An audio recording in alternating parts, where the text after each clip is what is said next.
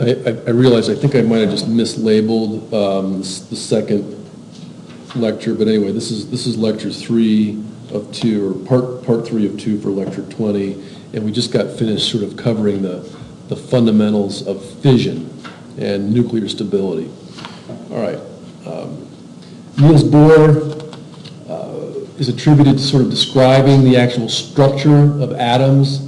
He didn't have it exactly right, but I think we can look to Bohr as an example of somebody who was going to at least do his best. He was going to give it a shot, and it turned out that a lot of what he sort of guessed at was, in fact, correct. I was alluding earlier to sort of a bomb, sort of a chain reaction, and so here's what we see is just sort of a bigger version of that U-235 fission product, spraying out a bunch more neutrons, et cetera, until you end up with a lot of fission going on. If this is done in a controlled manner, you're really just releasing heat. I mean, all of the, they're not shown here, but the gamma particles, the beta particles, the alpha particles, they're fast-moving particles with a lot of kinetic energy, like we saw, and fundamentally, that's all temperature is. It's fast-moving particles. That's how they start the process, is heat? That's not how they start the process. The process is started by getting enough of that material close enough together that these somewhat random neutrons that are just coming off automatically start a chain reaction. It's sort of like a bar fight. You know, one guy throws a punch. If you got enough sweaty drunk guys in there, it gets out of control. So yeah.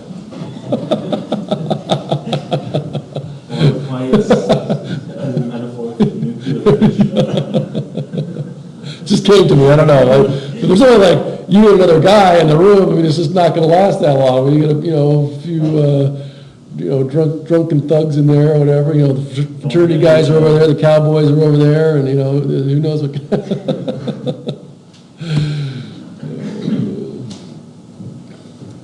And the other point here is that what we're still talking about is fission. And if we go back to this dynamic periodic table, and we've been focusing mainly on uranium right here, obviously smaller elements are going to be coming off. Where did these heavier elements come from in the first place? Well, they came from a supernova. I mean, all of the elements that are heavier than hydrogen and helium on this planet came as a result of a collapsing star however many billion years ago, and were just the result of that fusion.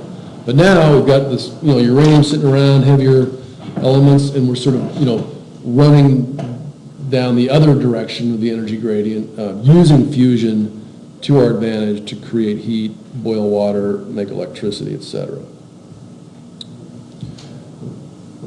Okay.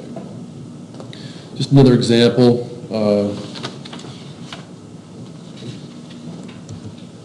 And what we're looking at here is plutonium. When I was at Drexel University, there was a Russian physicist there who had the dubious honor of doing some of the post-Chernobyl inspections. And one thing that he said that still resonates with me is that nuclear reactions are the only ones where you end up getting back more fuel than you put in. And what he's referring to here is plutonium. So there really was almost no plutonium on this planet until humans came along and started messing around with uranium. And here you can see that this is one example. Uranium-238, which is stable, smack it with a neutron, now it becomes uranium-239, unstable, beta decay, and now you've got plutonium, and now you have a very powerful fuel. Very unstable, very dense, and very dangerous if in the wrong hands. Okay. Speaking of which, this is also one of my favorite figures in the book. So you've got extracting uranium from nature. Here we go. Making bars. And you make electricity, obviously, from that. Some radioactive compounds go into medicine. You can make pure plutonium. Over here at H, you can make another pile of it. Concentrators, you can also make electricity from a plutonium reactor. There are several in the world. Manufacturing bars, K is separating from isotopes, but all roads lead to possible subsidiary for making nuclear secret weapons. It's like, this stuff's got to go somewhere, and there it is. So hopefully and I don't know where this stuff is, and it's probably a good thing that relatively few people do. But there's something, there's a growing amount of plutonium on the planet. I don't know exactly what the totals are, but several thousand tons of it. Yeah. And that's why we're more or less, us and other nations are sort of the watchdogs as to who gets a hold of this stuff. Okay. And you were asking a little bit ago, David, about how you get the reaction started.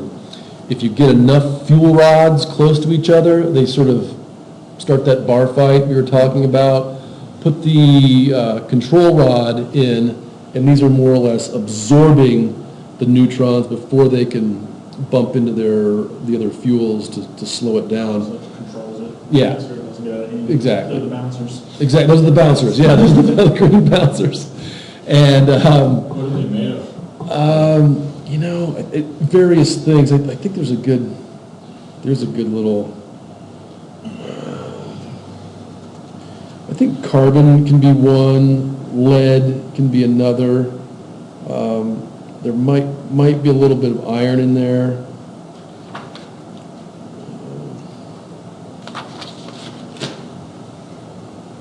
Not uranium, but I think in general you're going to see lead, carbon.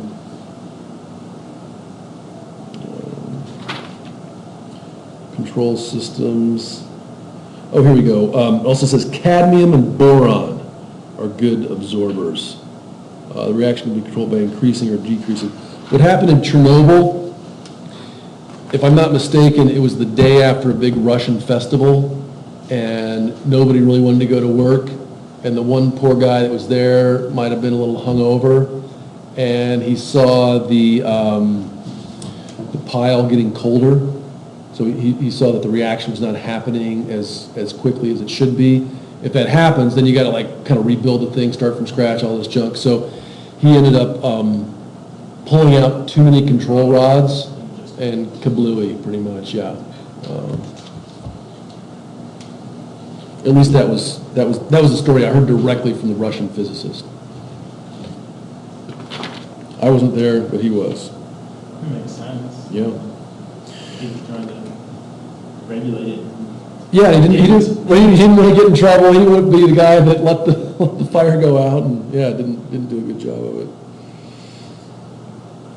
All right, so what's going on here, though, is that it's just a fancy version of a coal-fired power plant. I mean, you're still boiling water. The boiling water turns to steam, spins a turbine. The spinning turbine spins a magnet. The magnet makes electricity and sends it out. So that's fundamentally what's going on. Now, there are several different versions. This is a pressurized water reactor.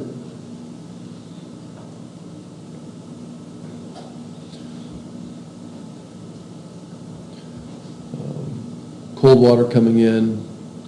What you'll also notice is that the water that is interacting with the control rods, with the nuclear fuel, is separate from the rest of it.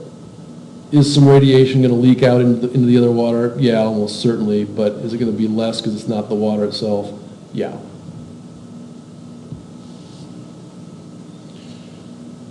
This is a boiling water reactor where the actual water that is in contact with the nuclear fuels is being sent out through the machinery. Here's an example of a gas-cooled So there's just heat exchange going on right here, that's the squiggly line. So cold water comes in, it's just in this gas chamber. The CO2, in this case, is being used as a coolant to keep everything sort of more or less the same temperature. That's the graphite moderator. And there's sort of the control rods that are always in place. Several reactors either online or shut down in the UK. Table 10.3 talks about the fact that a lot of these started up as early as the late 60s, pretty hard and heavy through the mid 80s, and then we've got planned closures for a lot of them, coming right up here. Some of them more than likely have already closed because they're looking at 2014 closure dates.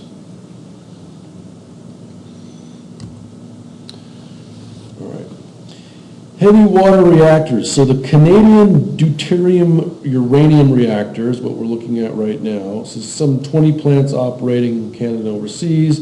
The only other type of reactor to have made any inroad in the world dominance in the pressurized and boiler water reactors. It's like the UK, the CANDU was originally designed to use natural uranium fuel, but its solution to neutron loss was to use heavy water.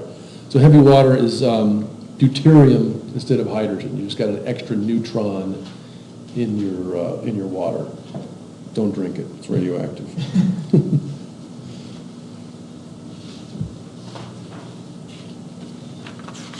Next one, sorry I'm going through this kind of fast, but just wanted to close out the chapter. So this is a Russian design. So you've got some streams operating in parallel, some operating in series. It does say that the Chernobyl was of this type, and there are no plans to build anymore, but there are still some operating. Okay, then 10.4 talks about the PWR, VVER, BWR, etc. There's 1, 2, 3, 4, 5, 6 different types listed. The majority use water. The CANDU uses heavy water. Some other ones use light water or steam as a coolant, and then the moderators can either be water, heavy water, or graphite.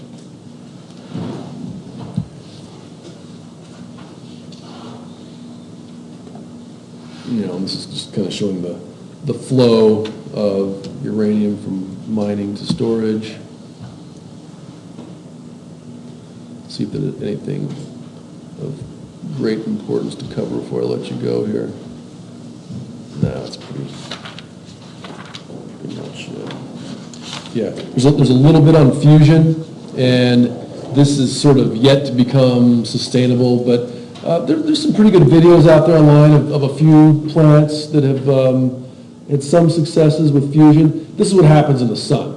Much higher temperatures, and the problem is very similar to what the boiler industry was like 150 years ago, finding a metal to actually contain something that's hot.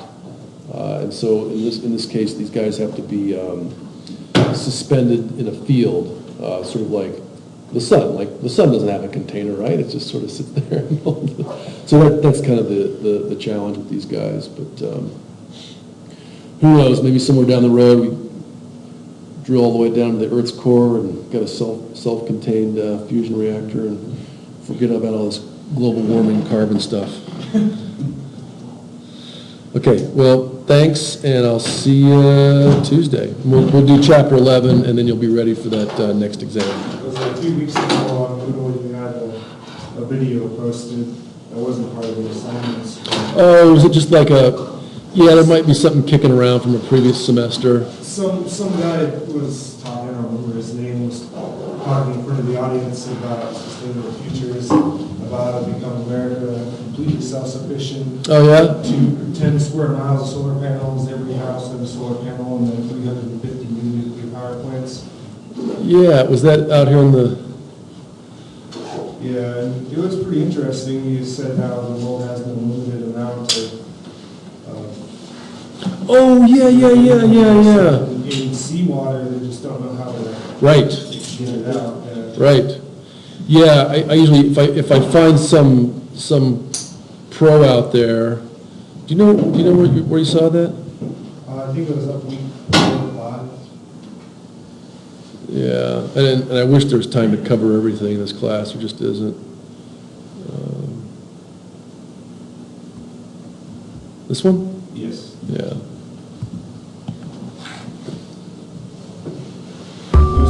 Yeah, I like that guy too. Complexity of Yeah. what Subaru does in building these I love cars the is big things. amazing. And to think there's not one thing that goes into a landfill, I feel pretty confident. If they can build cars, I think we can probably do something with the parks. Yep, Helping them, they did the whole display about how energy transfers, you watch the video of energy transfers. Yeah.